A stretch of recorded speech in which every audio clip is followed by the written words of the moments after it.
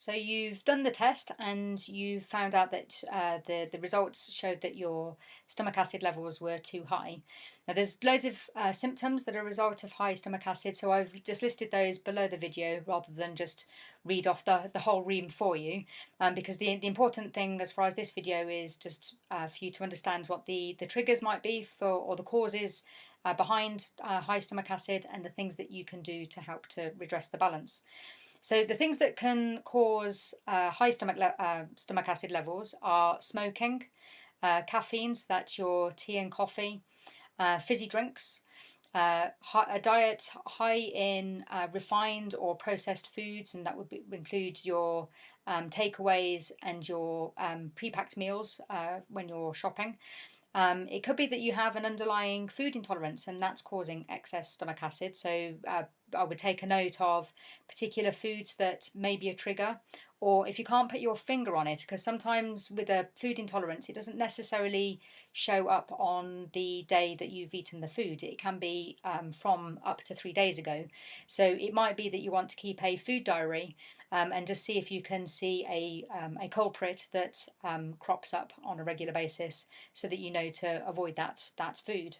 There's certain medications that can cause high stomach acid, so it'd be a case of if you're on any prescribed medications, or take anything that's over the counter, so just something that you can go into a shop and buy, that you have a look into that as to whether that's potentially part of the cause, and in which case then you would need to discuss that with your doctor, just in case there would be an alternative that would give you all the benefits that you need, whilst not creating that excess stomach acid. Also excessive, just way too much exercise can cause the problem. Also pregnancy and being overweight. So as far as things that you can do to redress the balance, then for all of those lifestyle or food triggers, it would be to ideally eliminate, or at least vastly reduce your consumption of those things. And certainly with things like tea or coffee, if you drink a lot of caffeine, so say you drank 8 cups a day, then you really don't want to be just suddenly cutting that out. So just reduce that slowly over time, just so that you don't get the kind of the after effects of detoxing or just completely withdrawing that type of kind of stimulant, which tea and coffee are. And then the other thing is that chocolate also contains caffeine. So even if it's if you're thinking, oh, I'm going to reduce my sugar, and then having a high cocoa content chocolate bar, whether that's that would be okay. It would be something that I would want to draw your attention to, just in case you weren't aware that chocolate contains caffeine. So just really important to make sure that, even if you're eating really healthy meals, that you're not overeating with every meal. And also to make sure that you eat your food plenty of time before you go to bed. So ideally you want to make sure there's at least 3 hours from when you finish your meal to when you go to bed, because that can be then when you're lying down, and then you get the movement of the acid up into your throat, which isn't very pleasant. And then, as I mentioned, making sure you're reducing your alcohol and fizzy drinks as well. And you want to make sure that, you just got a really healthy diet, plenty of really good quality protein and vegetables, and plenty of healthy fibre. And I'm doing a video on eating right for your body type, which is eating in relation to your blood group. So it could be worth watching that if that's something that you would like to consider as a dietary change. So you would make sure that you're eating, or as many of your beneficial foods as you possibly can.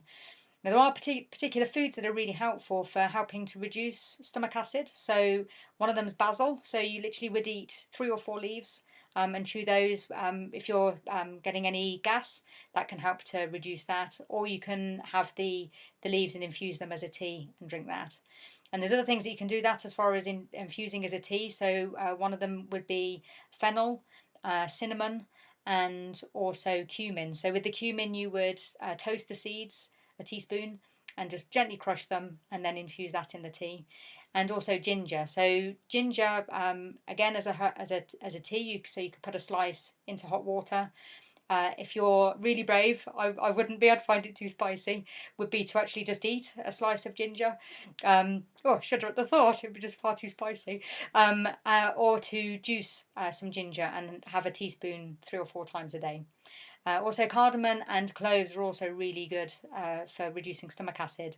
So those are really great spices for making some really delicious and tasty foods. So it could be just making sure that you're looking for recipes that include those spices or herbs, just so that you're eating a gorgeous meal that's really healthy, and at the same time eating things that are helping your stomach acid.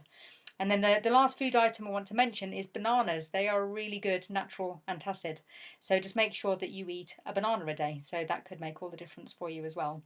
So I hope this has been really useful for you, and that there's some really good things that you can do as far as changes that you can make within your food and way of eating to be able to help to bring those stomach acid levels down so that you can be symptom free and as healthy as possible.